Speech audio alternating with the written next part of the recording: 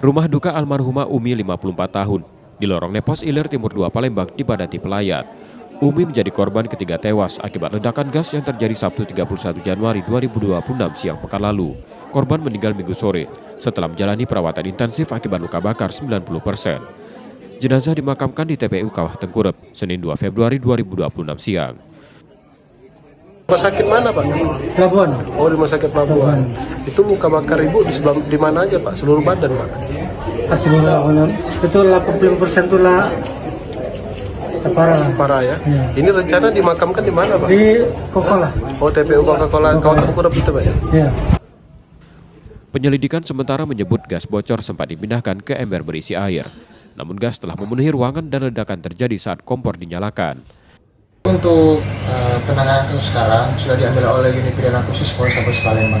Jadi kedepannya nanti untuk perkara tersebut sudah diambil oleh unit tersebut. Untuk total korban yang meninggal dunia berapa banyak sekarang? Untuk sampai sekarang informasinya ada 3 orang. Semalam pukul 23:52 itu baru saja meninggal 1 orang lagi atas nama Ibu Aming. Umurnya kurang lebih 54 tahun. Polisi masih mendalami insiden ini.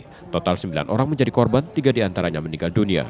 Reski Oktora, Muklas Diferensial, Kompas TV, Palembang, Sumatera Selatan.